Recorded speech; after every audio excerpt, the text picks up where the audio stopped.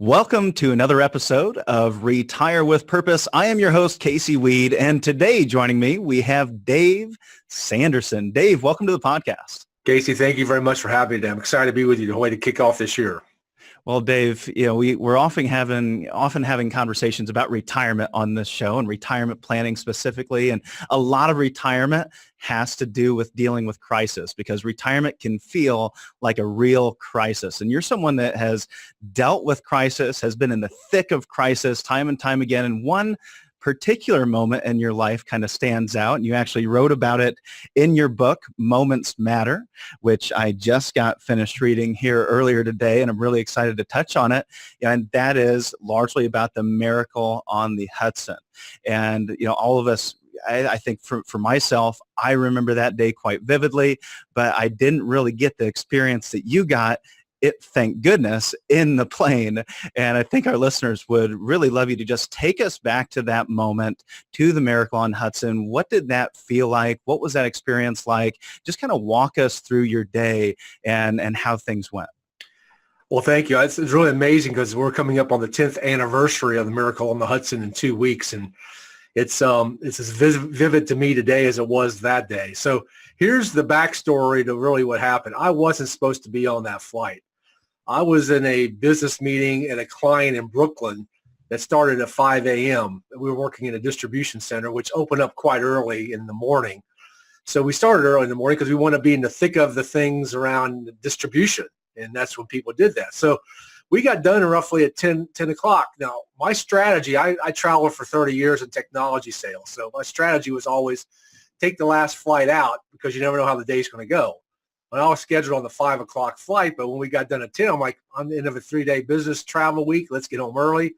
Didn't tell the wife, didn't call her, say I'm going to surprise her being home. And I got on U.S. Airways Flight 1549, and which was now known as Miracle on the Hudson. So I wasn't supposed to be on that flight. But, I was a top flyer as a chairman, so I had status. So I gave up my first class seat to be in seat 15A just to get on the plane. And I did exactly, Casey, which probably you do and people who are listening do every single time they get on the plane. I didn't pay attention. I just got on the plane, put my things down, started reading the magazine, and didn't pay attention to anything. And then about 60 seconds plus or minus after we took off is when I heard an explosion on the plane. And mainly, it basically rocked me because I'd never heard anything on a plane like that.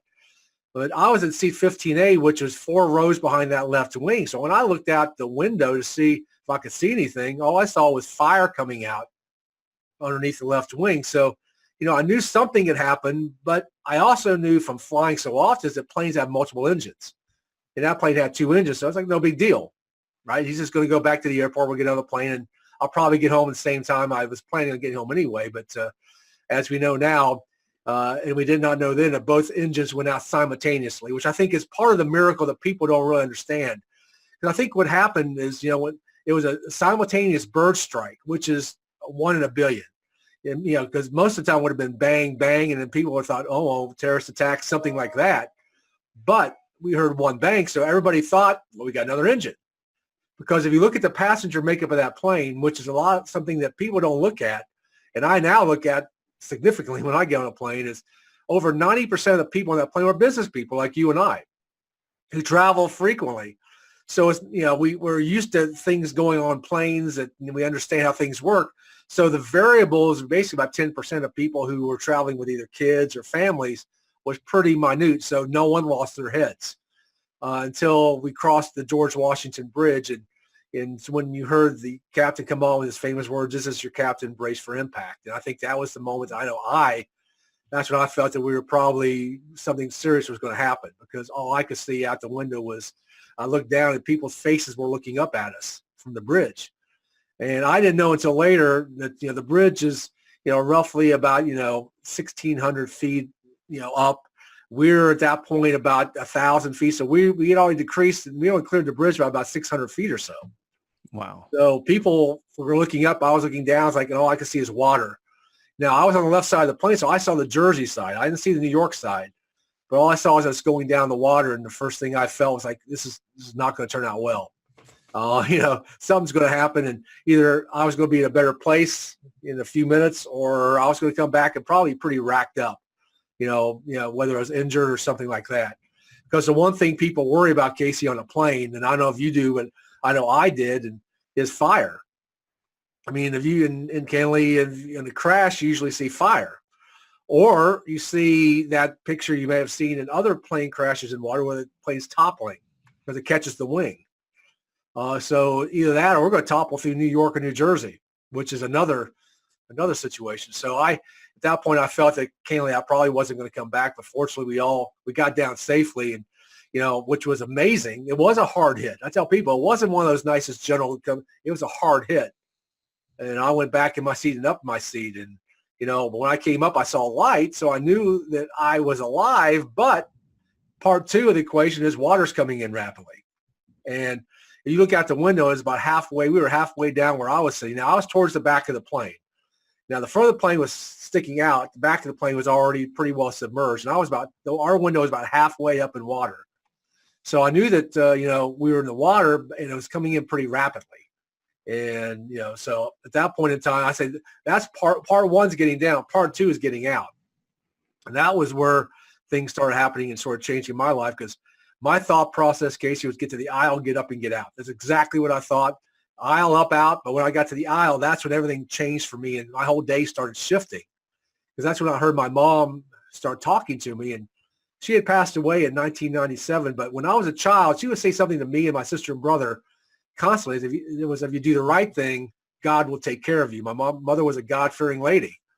And, and what I felt things after I started thinking about what my mother said is my mother never would tell me to do something. She would always make me make a decision, which is something that I think I have dropped the ball on. Many parents probably do now, is we try to make decisions for our kids so they get to do the right thing, but we don't teach them how to make decisions. And so that's one of the things that's changed dramatically. I try to not tell my kids what to do. I hopefully give them the opportunity to make a decision. And there's consequences to every decision, right? Positive or negative. But fortunately for me, when I heard that, I went towards the back of the plane because I knew I was alive, but I didn't know anybody in the back, how that was. So I went to the back of the plane, got behind everybody else, and just like everybody else, I tried to get out. I'd say right there. I mean, most people in that instance, I know I just got done talking to our director of operations about this conversation. He said, well, I'd kind of think about that like running from a bear. I just have to be faster than the slowest person. That's right. And you thought about the opposite, helping that slowest person. Yeah, because at that point I knew I was alive, but you don't know what's going on in the back because the back's already submerged in water. I mean, I was about knee deep in water, thigh deep in water. They were chest deep in water. And, and usually, and I wasn't thinking of this at the moment, but now you think back, most of the people in the back of the plane don't travel probably as often as I travel. So, Right. So I just went to the back, see if anybody needed help, and started making my way out. And the first light that I saw was on the right, the door on the right. So it was 10A, so 10F. So I was like, let's get out, right? So I might get out because I just want to get out because water was coming in. But when I got to the door, there was another thing. The wing was already filled up. Have you seen the pictures of the plane in the water? The wings were already filled up. Mm-hmm. But more importantly, that little lifeboat that pops out was already filled up. So there was no room on the wing or the boat for me. So that's why I was inside the plane about waist deep in 36-degree water for about 7 minutes. And candidly, I didn't know. I wasn't, you're in the process. You just got adrenaline going. And it wasn't until I saw this picture on Good Morning America, me hanging out of the plane, that I really started understanding what really happened. It was like, because what happened when I started trying to get out, I couldn't get out. People started yelling at me just to hold on to the boat, because if you know anything about the Hudson River, and I've learned a lot about it over the last several years, it's got extremely fast current. This plane was floating down the river as this thing was going on. So as it was floating down the river, that lifeboat was floating in and out from the plane. And they, like and I don't know about you, you probably read the instructions. I didn't. It's actually tethered to the plane. No. But no one knew that. So that's why I was holding on this lifeboat from waist deep in 36-degree water until I felt the plane shift. Now, when I felt the plane shift, I don't know what happened. I found out later how it happened, but it's when I felt water start going up my back. And the first thing I thought about was Titanic. And it's like, I said Titanic, because the thing all I could associate to that was a boat tipping up and sucking it down, everything down in it. I'm like, this thing's going down, man. And I tell people, I stopped here to thank my mom and my dad because they didn't give me swimming lessons when I was a kid. I may never get out of that plane. And I started thinking about that. And one of the reasons we named the book Moments Matter is about this moment right here. It's because as I started thinking about that moment, Casey, it was like, I remember when I was 12 years old and I was in Boy Scouts and I was going for this thing called the Order of the Arrow, which was like a camping and orienteering recognition, one of the top recognitions you could get in Boy Scouts. And it's where your dad drops you off when you're 12, says, I'll see you in a couple of days. And you're with a bunch of other guys. And it's like Survivor on steroids, right? It's like you're out there in the middle of the wilderness. You got to do all these activities. And at the same time, you got to whittle this big log they give you down to a little arrow to signify you got it done, right? But one of the things we had to do was get across the river to get to the next activity. And of course, you could have gone down the river and crossed the bridge. That was an option, but that would have taken time. And we only had, like 18 to 24 hours to get all this stuff done. So we swam across the river, and I started thinking, was that the moment when I was 12 that gave me the certainty to do what I was going to do? That's when I jumped in the river and started swimming to the closest boat that I could find. And I think I started thinking all these moments that you have in your life, Casey, that you don't think really mean anything. You just go through life. They're there for a reason. And that's why we named the book Moments Matter, because all these moments all of a sudden add up to that one significant moment in your life that you've got to be resourceful. You've got to employ those things to maybe not only save your life, but maybe save somebody else's life. And that's how I got off the plane. And that moment that you had right there is going to compound, and it's going to be something that you continue to use moving forward, I would think. Most definitely. It gave me certainty. And, somebody asked me, the first interview I did was with a gentleman named Rick Warren, Purpose-Driven Connection and Purpose-Driven Life. And I did it for his magazine. And it was more about the spiritual aspect of what happened that day. But I told him, I said in that interview, I said, one thing I realized is it wasn't a Saul to Paul moment for me. But with this moment, these moments that would happen that day gave me certainty to know when I face a crisis, when I face something challenging, whether it's a financial challenge, whether it's a personal challenge, whether it's losing a family member, whatever it is, that I've survived something of that significance. I have certainty now that I can survive it and now help other people who are going through traumatic life experiences likewise. And that's what my mission has turned into. Well, I would think that experience, I'm getting ready to hop on a plane here this coming weekend, so we probably could have had this conversation at a better time, but now I've got to get on a plane. But hey, you're going to give me all kinds of great tips, and I'm actually going to pay attention to the stewardess. Pay attention to the flight attendants, yes, number one. And recognize all those exits. But I think one of the things that I got out of your book, and one of the things you've mentioned in past interviews, is what went through your mind as soon as you heard the captain get on the loudspeaker and say, "Brace for impact." And you had to think in that moment, this is it. My life is over. And you hear all the time during those moments that our life flashes before our lives. Is that what happened for you? Or did you just go into action and know exactly what you were going to do when you hit the water? Or were you thinking about all those past life experiences? What was that like? Yeah, that's a very significant part, is because when I heard that, the first thing I did is I prayed. Because at this point, like I tell people, I didn't want anything between me and God right now, right? We're going down. I want to make sure I had my ticket opened up in case something did happen. But what happened to me is I contrast that with something that happened to somebody I spoke to who survived the earthquake in Haiti. And she was buried for over 6 hours after the earthquake. And she and I were comparing notes on what happened and our significant moments. And it was pretty identical, because what happened to me and what happened to her was your life does flash before your eyes. You see things with clarity that you hadn't seen in 30, 40 plus years. And all of a sudden I was seeing basically the movie of my life play out in my head, that, this is everything that sort of led up to where I'm at right now, whether it was my first date or, whether it's playing football in high school or whether it was a family event when I was a young kid going out to the lake and going fishing. Also I saw these things with clarity, and that's when my mission and my purpose started coming into view. And the same thing happened with her. When she got back to the States, she said all of a sudden she knew she had a new mission. And she was a minister, and she still is a minister, but she knew that she had a different calling in her ministry. And that's what happened to me likewise. All of a sudden I had clarity. And I think most people who are facing that last moment of life situation have that kind of clarity come into their heads. Well, unfortunately, most of us, well, I should say fortunately, most of us don't have to have that moment, but it seems like most of the people that do end up with this great deal of clarity towards their purpose and their mission in life. Before we got started, you had mentioned that you could have retired if you wanted to by now. You're, 57 years old, could be retired, but now you've set yourself up on a new mission, a fulfilling purpose. And, as I sit down with couples and individuals that are contemplating retirement, one of the things that I want them to think about is, once you leave this mortal plane, at the very end of life, what are you going to think about that is the most important to you? What's most important to you in this life? And you don't necessarily know that till you get to the end of life. But without answering that question on the front end of retirement, you can end up making the wrong decisions. You can end up doing the wrong thing with your life and wasting in the end, because you'll look back and go, boy, I should have spent more time with my family. I shouldn't have been, on E-Trade, day trading every single day, because that just wasn't fulfilling. How can I sit down with people and get them to have that clarity, to ask that right question of themselves and actually put themselves in that situation where this is their last moments on earth? What types of questions would you use to jumpstart that? Because I know you use this as a leadership platform. You do coaching at the same time. As you have these conversations with people, how do you get them to make that switch, to recognize what's most important and follow it? That's really a great question, because one of the organizations I work with gave me some clarity on that. It's an organization in Dallas called Halftime.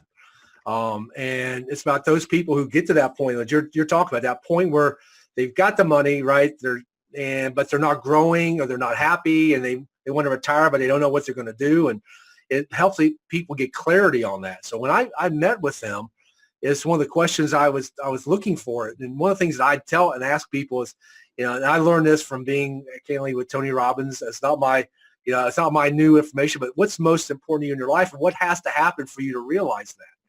Those are two of the most significant questions that I ask people when I do any mentoring or coaching is, what's most important? And what happened to me is when I was on that boat getting transported to New Jersey, that's when I realized all of a sudden, hey, I was living pretty much to work. And I was missing so many things with I was making a lot of money. I was pretty good at what I was doing, and I could have retired. Candidly, my goal was to retire by 50. That was the goal. But all of a sudden I had a new mission, and it's about impacting other people's lives. And how could I do that? And most importantly, my family's lives. Because Casey, I'm not proud of this, but I was missing a lot of things with my kids, especially my two older kids. One was at that point a junior in high school, and one was a freshman in high school. I missed a lot of activities. So, but because I would schedule my life around my work and then fit my family in. And I knew that had to flip.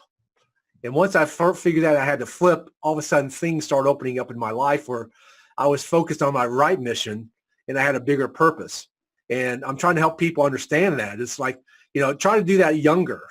Because I'm doing a program next week in Canada, and it's called Pathway to Your Purpose. It's primarily for people from about 42 to 43 down to about 25 who don't understand what their purpose is. They don't know how to apply that purpose. Plus, they want to be leaders, but no one's ever showed them how to do this.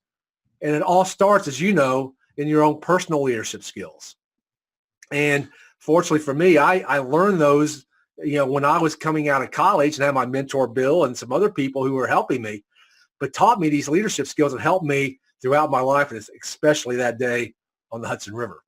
Well, and I believe, as you've illustrated, it's never too late in your life to redefine your purpose and follow something new and find it, incredibly fulfilling. And I think what's interesting is sometimes we think, I listen to Tony all the time. I've read, every book on personal development you can think of. And I think sometimes I get it wrong, developing that purpose. And you're probably going to get it wrong until you have a moment of clarity like this. And I'm wondering how it's changed for you. In your book, you wrote your personal mission statement back on October 4th of 1994. It went like this. I, Dave Sanderson, see, hear, feel, and know that the purpose of my life is to be happy. I realize that I can accomplish anything I desire when I have faith in my Creator and inspiring others to do the same. How has that changed, or has it?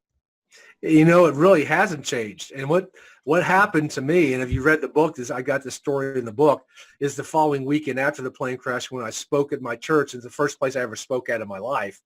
And an elderly lady came up to me after I got done speaking, And she just grabbed my arm and it's like she's pulling at me. I'm like, whoa, what's going on? This is a week after a plane crash, Casey. I was a little already on the edge, right?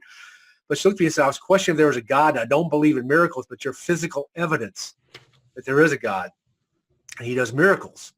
And that's when I realized, it's like, that's my mission is finally playing out. That I've been, having faith in her creator, I've inspired somebody now who, before she goes to her great beyond, wherever that is, now has a different mission, a different faith. And I said, my mission was that. That's when the clarity came on. I think that's why I get emotional when I speak about that, because I could, when your mission comes to life and somebody actually you're looking at realizes that, and your mission is like, oh, so now I got clarity. What I wrote in 1994, I wrote it because I felt it, but now it's come to life.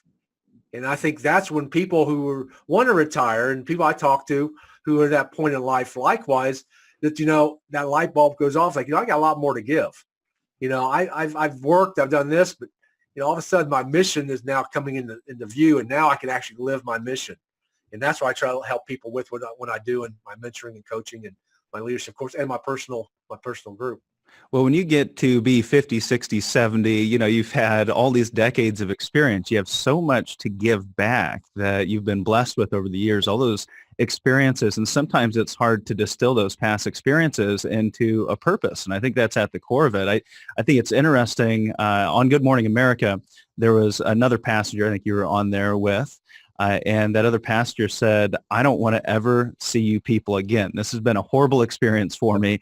And you took a different path to this person than this person did. I think of retirees, that sometimes I just hate my job. I hate being around these people. I'm leaving, I'm retiring, and I'm never going back. And I never want to go back. And, sometimes I think they, really they could take those experiences that they had during their working lives, and they could grow upon those things rather than running from them. They could really embrace them and recreate a purpose around those experiences. Why do you think you took one path and this other passenger took a completely different path?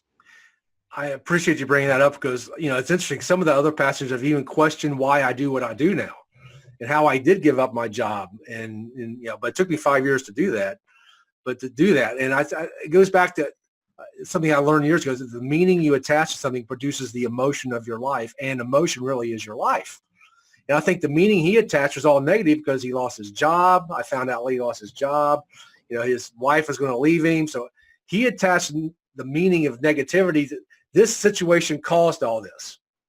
Where I attached the meaning is this is a blessing. This has opened up so many more avenues, and it gave me a clarity of my purpose.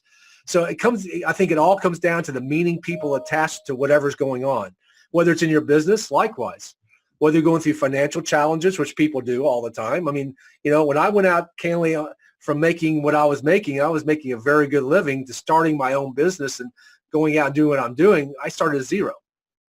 When you go from, what I was making down to zero, you had to be strong in your meaning, right? That you had to really, and like I learned, you got to burn the boats, and you just go. Your meaning's going to lead you. Where he didn't have that meaning. I wish he would have talked to some other people because he's been no longer around the people on the plane because most of the people who are there that day have a different meaning of life now.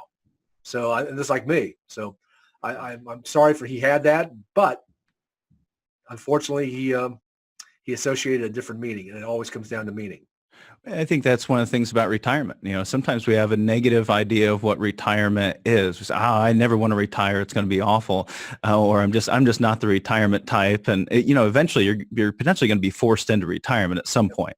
And so I think it really pays, as you said, to gather experiences from other individuals that have already been there. You're about to go through this crisis. You're feeling this crisis of retirement. You're making this retirement transition. And one of the best things that I've seen happen to the families we work with is when they attend our events and they start actually talking to other retirees that are absolutely loving retirement, that can really ease the pressure of stepping into retirement and seeing what it really can be. And one of the things that you said in your book were I just want to make sure we get this out there, the two questions you need to ask in order to really define your halftime and in order to define this greater purpose. You said, one, what's most important to you, which you mentioned, and number two, you said, what has to happen for you to be able to realize that? That's right. I think if you can internalize what has to happen, then you can kind of feel that and put yourself in that situation without maybe actually having to experience it. Most definitely. And it always comes, and one of the things I teach and talk about is sensory acuity, because everybody's got that primary sense or central, whether it's, visual, auditory, or kinesthetic. The three primary, there's also olfactory and gustatory. But, some people are so kinesthetic, they have to feel it. So what I do, I've learned that question, it makes you feel what has to happen. And all of a sudden you're associating those feelings, that kinesthetic mode in your mind, and you can then visualize it, right? And then you've articulated. I mean, you can incorporate all of the senses. And I use the example of when I did a project at Disney. And one of the things that Disney does better than anybody else, and why Disney is beloved by so many people, is they incorporate every sense in your body to everything they do. And I give an example. As you walk into Disneyland, right? You see the trains, you hear the music, right? You smell the smells of Disney, right? They're piping in those nice smells of cinnamon, right? And all of a sudden, they're hitting every sense in your body. So now you're totally connected. And that's from people who are going through, do I do to retirement, or do I ever retire? You have to associate all your senses to the positive meaning that's going to happen for you when you go to that retirement.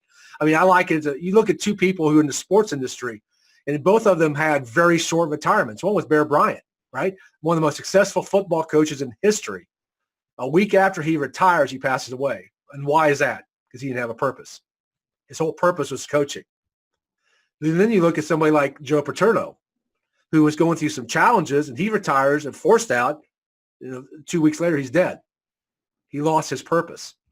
So it all goes back to understanding what your purpose is, right? And attaching these meanings to your purpose. And once you do that, I will be very candid, Casey, I'm never going to retire. You have to carry me out on a stretcher, because now I have a different purpose. And all I've done is, I'm doing what I love instead of doing what I have to do to make a living. I designed my life, right? Instead of having someone else design my life. Well, it seems like one of the things that helped you during this period of crisis was having that mission statement, and we have to know as we step into retirement that we're going to face crisis at some point, whether that's a major healthcare issue, whether that's a major stock market crash, recession, depression.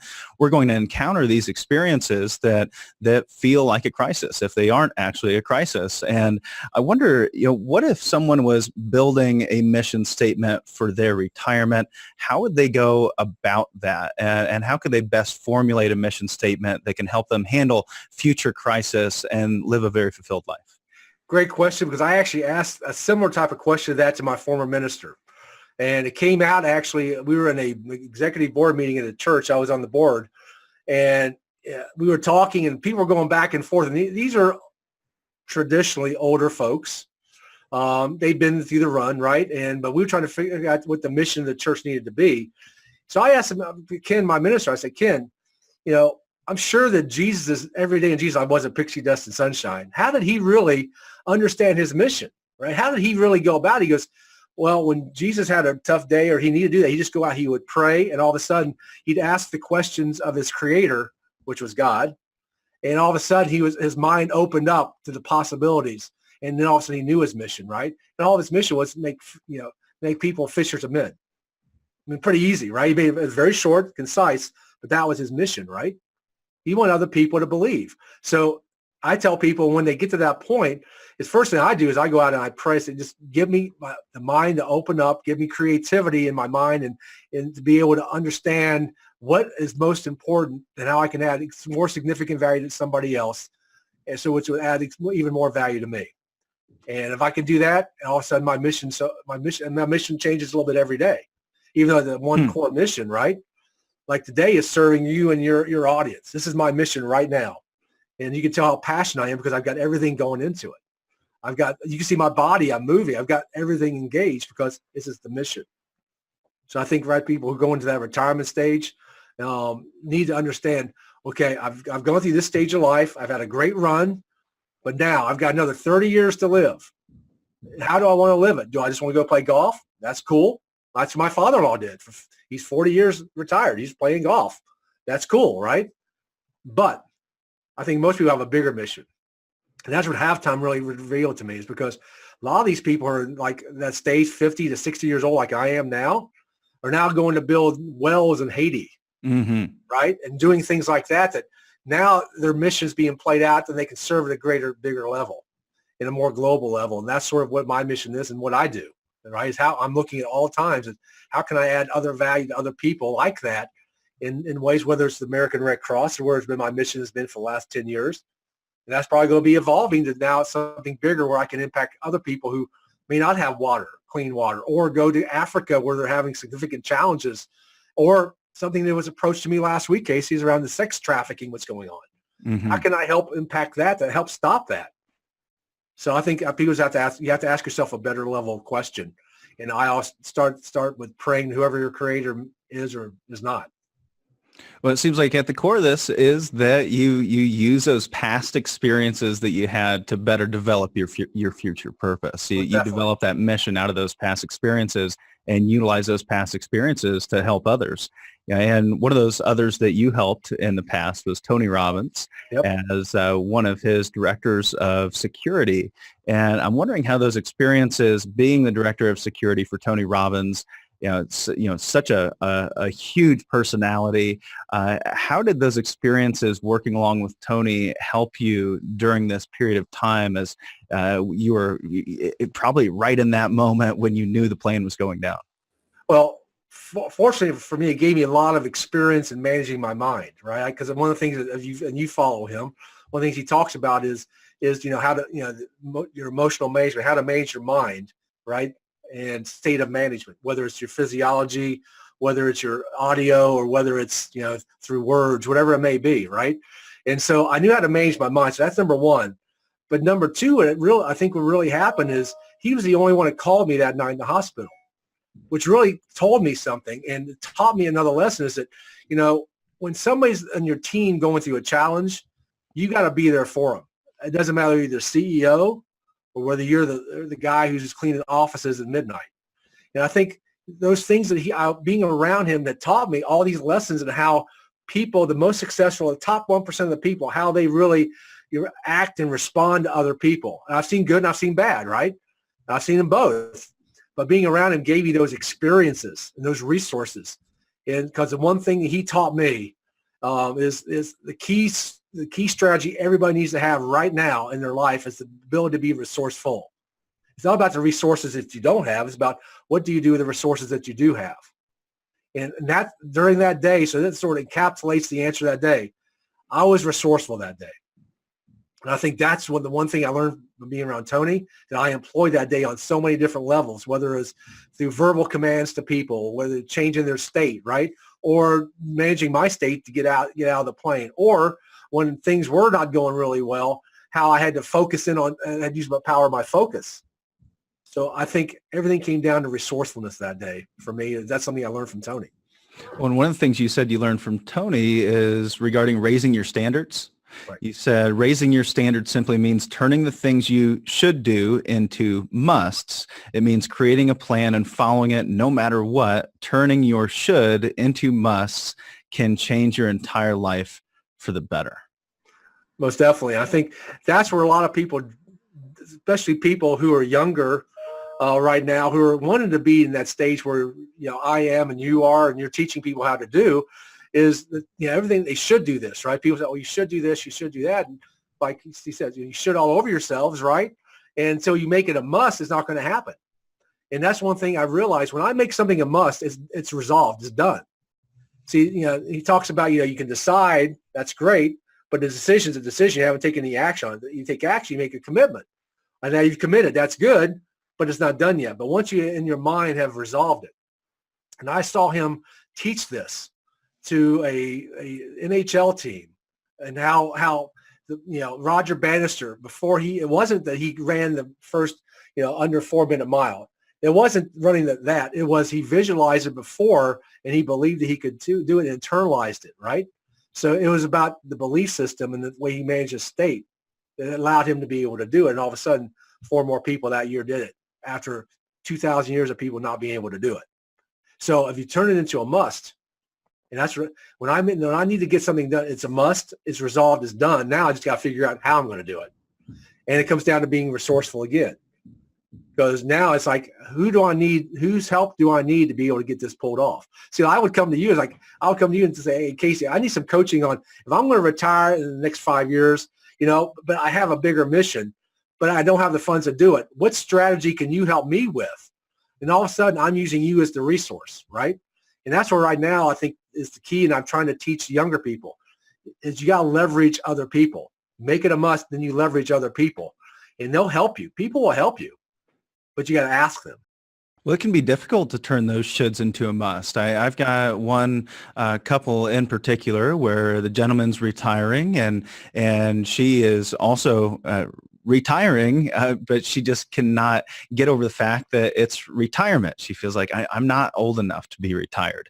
I don't want to retire yet, but she's being forced into retirement. She really doesn't have a choice. And, while he's implemented a retirement plan, she's still holding on to those funds stuffed away in a 401k.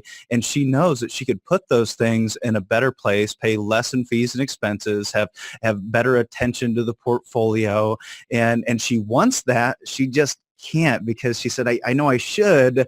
And now she needs to shift that over to a must. And that can be a very difficult switch to actually make. Yeah. And I think it's all about reframing it, right? That's one of the things I talk about. And I talked about in my TED Talk is about the power of reframing the meaning. The meaning she has right now is certainty in that, right? She's got certainty in that. So, if I move it, I got uncertainty. I'm getting old. That's what it feels like. Yep. Right? I'm not ready to be old yet. Instead of reframing it, say, you know what? I got another phase of my life, and I'm starting it from scratch again to something newer and bigger. She's got to find a purpose for her life. She's got to find a bigger reason to be able to do her next phase. And it sounds like I'm not there, and you're there closer. She hasn't figured that out yet. Someone hasn't asked her the right questions of what could you be doing to add value to other people right now in a different way, and maybe repurposing that money to be able to donate it to a cause or something. And then all of a sudden you can be involved with that cause. And now you have a different mission and your funds are going to that likewise.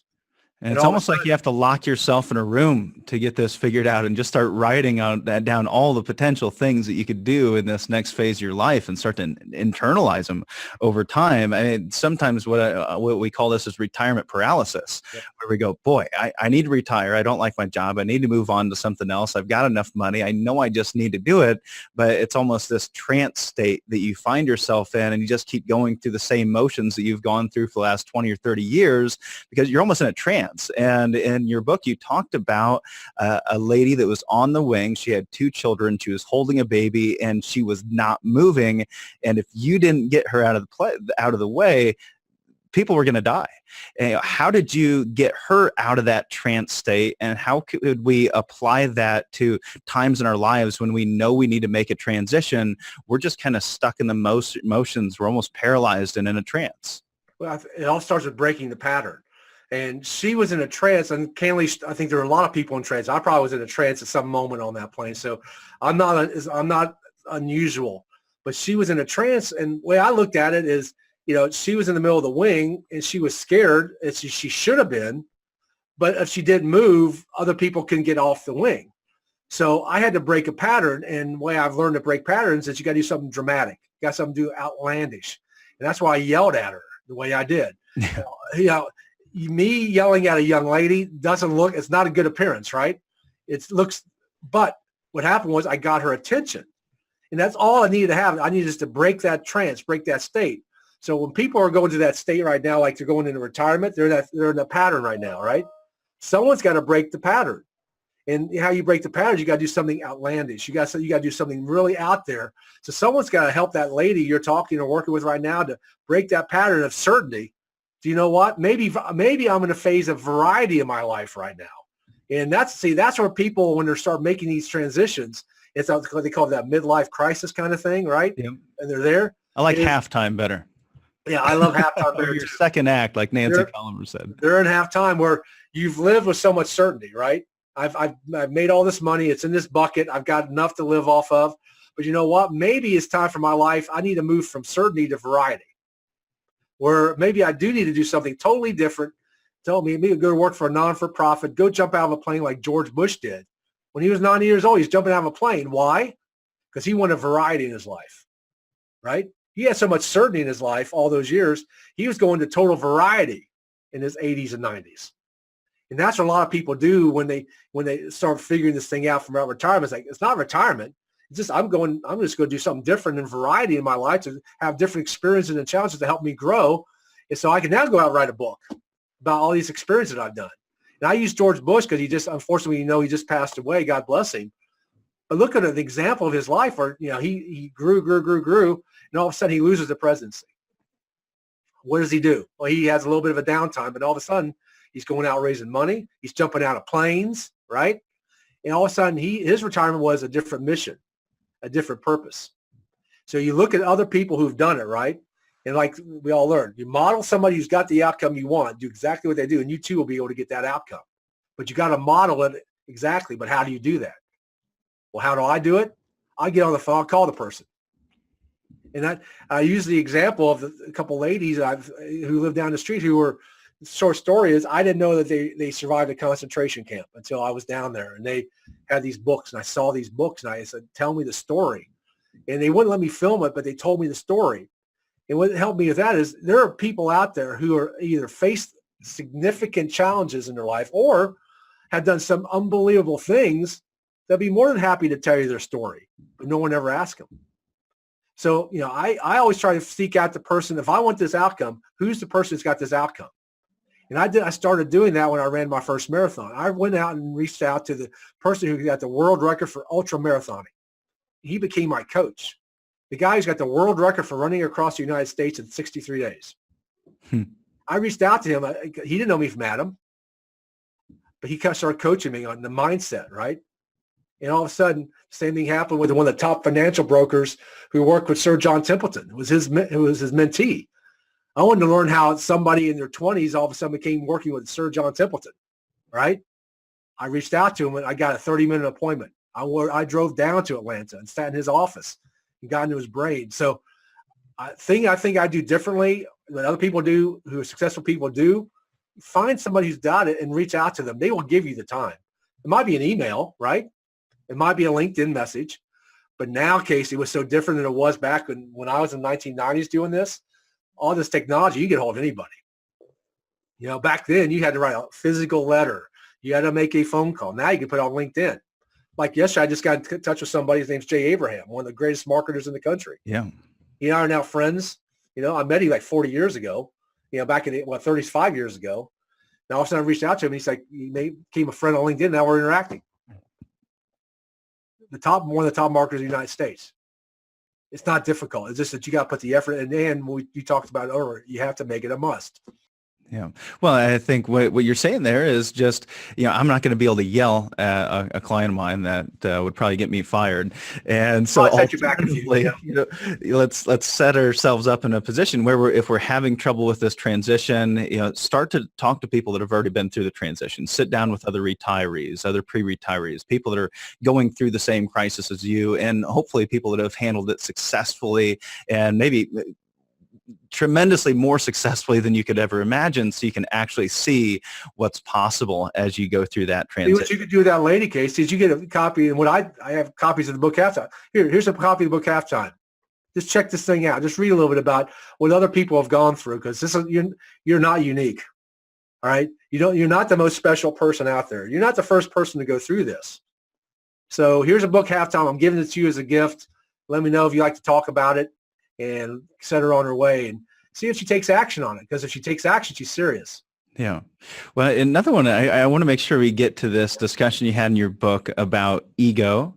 There's sometimes we get ready to make this retirement transition. We've got to use different tools than we've used in the past. We've got to start thinking about things differently. Maybe you're a day trader and you're just not actually all that good at it, but it's hard for you to get past and just put down the keyboard and stop trading on your own accounts, or give up some control, or actually listen to someone that might have better experience than you do. And one of the things you said in your book is one of the greatest lessons I learned about responsiveness is that sometimes you have to check your ego at the door. You have to let other people do what they do best. But how do we do this if we, especially have had negative experiences in the past, and that's created a bias towards potentially helpful solutions? That's interesting, because where I learned that lesson first, when I was escorting a gentleman named General Powell. he was he was the secretary. He was the Secretary of Defense at that. I think no, he was the charge of the armed forces during the First War of Iraq. Schwarzkopf reported to him, and he reported to Cheney. And I was escorting him. And this is where I learned this lesson. My job was to make sure no one got to him in the elevator, right, from escorting him. But there was a guy who came in he was in the elevator. He was doing his job in cleaning rooms. And I asked the gentleman if he could take the next elevator, and General Powell said, no, bring him on, because everybody's got their job to do. No one's too big to do somebody else to bring him on, let him come in, because everybody's got a job to do. And that's where it taught me that lesson. It's like, my ego was getting in the way. I'm the big guy. I'm trying to protect this general. And all of a sudden he's like, it's not that big of a deal. So that played out on the plane likewise. I'll get to the point, but, because, I had a lot of skill sets that I could use, but there were a couple other people on there likewise that have better skill sets and to do some certain other things. Like people who were driving the ferries and stuff like that. They had different resources where I didn't have those. So I learned that day in my actual experiences. I did some things really well. Other people did some things really well. Let them do what they do well. And that's how leaders really step up. So they let the people really execute what they do best, right? And give them the support and give them the tools to do it. So I think going into retirement likewise, find somebody who's done it before. Like you said, model that person. Check your ego at the door. It's like, you know what? I don't have all the answers. There's other people out there who have better answers than I do. That's one of the reasons I watch Shark Tank every night. Is I learn these things from these guys, right? These ladies that they've done it. What nugget can I take from this that's going to help me when I can help somebody else, right? Where I'm checking my ego, where I'm pretty good at a few things, but they got a unique skill set that I can learn from. Same thing with going to retirement. There's somebody else out there. Check your ego at the door. That was something my dad, I think financial advisors can learn that as well. It can be very difficult for us because we feel like we have all the answers and all the tools. And people looking to you for certainty, right? They're looking for you. You're supposed to be giving certainty, but you don't have all the answers. Right? Exactly. I mean, you never do. And that's something that my daddy's been a financial advisor for over 40 years, and he always instilled that in me. You can't just say this tool doesn't work, or stocks are bad, or mutual funds are bad, or ETFs. You can't make those blanket statements because you may not know exactly how to use that tool, or you don't know everything. You always have to be open to advice from other experts and evaluating that. Check your ego at the door. Yep. Another thing that you had to do as you were on that plane was evaluate the risks that you were confronted with. Right. And as individuals step into retirement, they're having to assess risks at the same time. How do you recommend that they begin that risk assessment process? That's a great question, because I learned that lesson from my dad. And it came to me when I was getting my first car, or I thought I was getting my first car. Let's say it that way.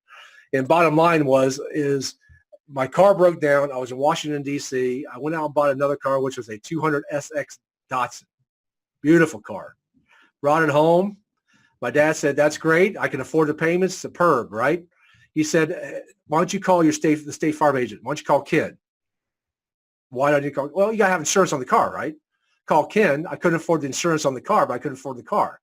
And he always told me, he said, as assessing risk, you have to sort of look at the next step, the next bigger picture, right? You got to look at how getting out of the situation strategy as important as getting into the strategy.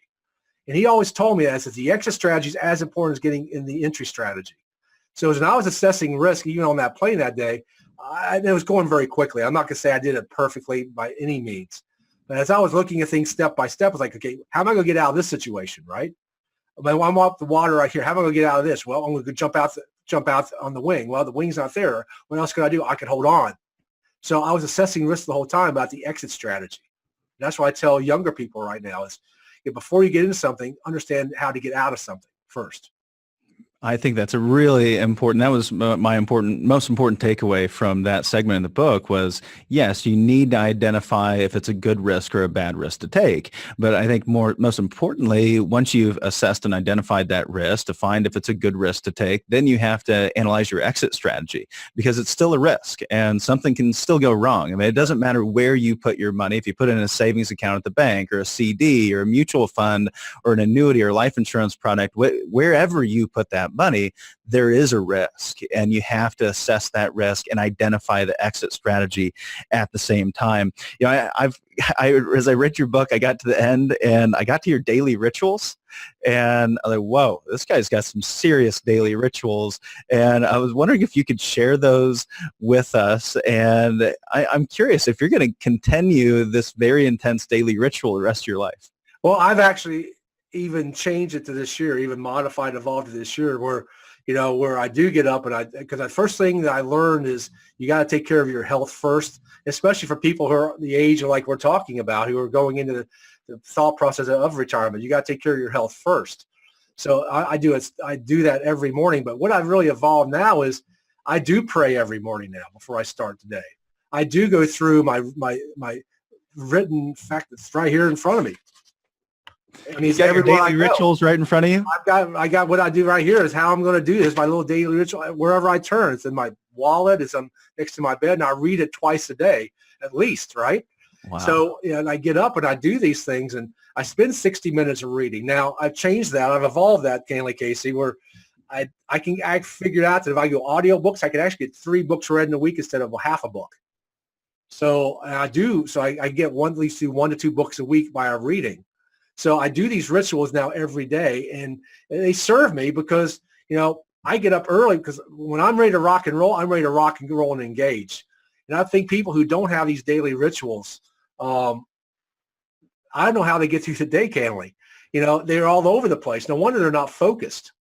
And this is just something that I've seen successful people. Well, I've got to interject. This is extremely important if you're in retirement, I believe. I mean, the people. My grandfather is in his early 90s, and he is high energy. He's on it. He's smart. He is still motivated. He's happy in retirement, and every morning he's got his ritual. Every morning he puts his suit on and he gets out his schedule and he starts reviewing his appointments for the day, and he does this same ritual every day, and it may seem monotonous, but it leads to a purpose at the same time.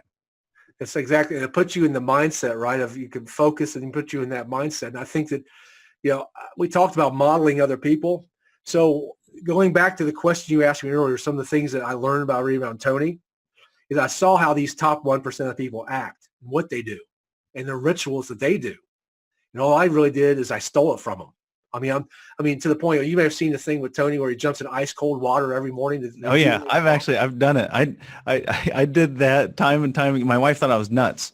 I used to do it, but now I've got cryotherapy where I go every day. Yeah, I'm doing that now too. Yeah. So I all I've done is I find the most successful people, whether it's in health, finance, spirituality, and I've got in my little book here, I've got my virtual council of these people. So if I want to tap into my leadership model, I go to Ronald Reagan. I start reading about Ronald Reagan because I think he was a great model of leadership, right? And so I read about that. So I put myself in his shoes and what the rituals that he did every day. One of the rituals he did every day was he ate jelly beans. Now, I don't eat jelly beans every day, but that was his ritual to get himself into creative mode. I'm like, almost an artifact. And it's just that connection, right? That link. So all I suggest to people is find some people who you trust, who have gotten the outcome you want, follow the rituals. Find out what they do every morning, right? I mean, I know it. I've been around when Mr. Robbins does. I've seen it, and it's been pretty successful for him. Yeah. Right. Well, and that can be a really good starting point for developing your purpose, is to start planning your day. And that's an exercise we like to go through the families that we're working with is, let's get out a schedule. Let's plan out your day hour by hour. What's it look like? And so you're getting up in the morning, you're working out. It sounds like first thing, then you're doing some reading. Yep. And then what's the rest of your daily ritual look like? Yeah. Listening to books. Right. I open up every day now with the Lord's Prayer. And that's sort of the tone for my day, because now I'm giving it away, right? I'm basically saying, give me the opportunity, right? Just give me the opportunity. So, now I kick it off. The first thing I do is I pray, then I take care of my personal health. And then I really focus in on what's most important of the day. Now, I've changed the way I've done my planning, where I used to plan by actions. Now I plan on what outcomes do I want to accomplish. And I basically got like 3 outcomes today, right? That's it. So once I get those outcomes done, which always come next, and is my whole day, the rest of the day is opened up for being creative and innovative and serving other people. So, So every single day you have an outcome. You have maybe 3 daily outcomes that you're shooting for. 3 daily outcomes. And what do I have to do to get those outcomes? Like, like one of the outcomes today is, let's see, basically set up my new video set for my group impact, which I'm doing, right? So I'll do the 2 or 3 things, but that outcome's done, but I've served at a higher level because now I've got over 100 people now who are going to be impacted by what I've said, but I've got the outcome. And I just learned this once again, the top people don't do actions, they do outcomes. So if you're going into retirement, I think one of the challenges people is that what outcomes could I have if I'm retired? Well, there's a lot of outcomes you could have. You could impact a non-for-profit organization. Oh, by the way, you could sit on the board of directors, right, of serving somebody else or a non-for-profit. There's a lot of ways you can do that. But I think you got people going into this retirement mode. You're not retired. All you got to do is you're shifting to a different modality. You're shifting to how do I serve now instead of being served. And do you work backwards into this and say, well, I'm transitioning into retirement. What is my lifetime outcome? And when I get to the end and look back, what did I hope that the outcome was? And then what's my annual outcome, my monthly outcome, my daily outcome? Do you kind of back into it like that? Sort of like that, but I actually changed now to quarterly. So I find that, at least in my world, is I work on a quarterly basis. And that came from working for a technology company because basically they judge you on your quarterly outcome, your quarterly number. Right? They want you to get the monthly number, but it's quarterly. So pretty much everything I do now is I go from annual. I do a 10-year plan. I have my 5-year outcome. I do my 1 year, outcome. I got like 10 1-year outcomes, and then I break it down to a quarter because I think I can achieve it. 13 weeks I can achieve it, but like in December was a bad rough month on sales. Right? It's just people are not focused. So if I look at December, it's a disaster. But if I look at the last quarter, it was good. It puts me in a proper mindset to be able to achieve and add value in a different way. Well, and I think some might think this is intimidating, saying, well, I'm trying to retire. I don't really want to work anymore. Setting goals for myself every quarter or outcomes for myself every quarter sounds like work, but it doesn't have to be income related or asset related or business related. It could be related to your health. It could be related to your family. It could be leisure for that matter. I want to play golf 1 day a week. I want to be able to visit my grandkids 3 times this quarter, right? Right? And how can I do that? Well, I've got the money to do that, but how can I do that? And the second part of that answer to that question is this: and enjoy the process at the same time. You gotta you gotta get something out of it likewise, right? It's not all outward, but how can I do this and enjoy the process? There's always that second part of the question that people often forget. And when I ask that question, this is my outcome, right? I want to be at 220 pounds by this time next year. That's my goal. By January 1st, 2019, I want to be at 220. I got 10 pounds to go. So I asked it, how I want to be that, and how can I do that and enjoy the process? Wow, that's a really impactful question to ask yourself. Yeah, and so all of a sudden I'm setting myself up that doesn't sound like torture anymore. No, I cut a little sugar out here, but you know what? I can have as much pizza as I want, right? So, and I'm enjoying that. So it's that second part of the question, the second question to ask in that statement, that all of a sudden sets you up for victory because now you're thinking of a positive instead of this would be a negative. Like most people say, man, how am I going to lose 10 pounds this year? I mean, geez, I got to give up everything. I give up. Well, no, you're doing this and how you're enjoying the process. This is how I'm going to enjoy the process doing it likewise. Well, Dave, as we wrap up here, I know we're running out of time. I think I've got one really interesting question to ask you for someone that's had all these experiences, especially the experience on the Hudson. You're 57 years old now. If you could go back prior to the experience on the Hudson and go back to your 30-year-old self, what would you say? Number one, I wish I would have listened to my mentor. I was learning these things from Bill when I was 24, 25, and he was teaching me these life lessons, and I was hearing them, but I wasn't internalizing them. If I would have listened to half of what he taught me, I would have been retired by now. I would have been retired because this gentleman, he opened 80 movie theaters during the Depression, right? his mentor gave him these notes in 1929, and he did them. He gave me the blueprint, and I didn't pay attention to the blueprint. But now, since I've refound them this last summer, I'm going through in the detail and paying attention to each one of these things. And my goal is to teach this to at least 10 people this year. Teach them what I wish I had known, and I knew, but I didn't act upon when I was 30. I think that is the one thing that I've realized that, man, I wasted a lot of time, man. If I could take these last 20-some years and did that and had all the investments that he did and all the people he impacted, you and I would be having a different discussion right now. Well, none of us want to waste our time on this earth. We've got to realize every moment's precious, and I think that is largely what your book's all about. Moments matter, and if somebody wants to get in touch with you, learn more about you, get connected, maybe sign up for one of your groups and get to know you a little bit better, how can they do that? Well, I appreciate it, because the best way is just to go out to my website and email me at dave@davesandersonspeaks.com. But way I can really add value to people now is I did start this private group, because what I found is people like this unique content I'm giving, but more importantly, they like the mentors that I've had. So one of the goals this year is to connect my mentors who are still living to this private group, so they can learn one-on-one what I've been able to learn. Because one thing, my big motto this year, Casey, is this: you're only one connection away.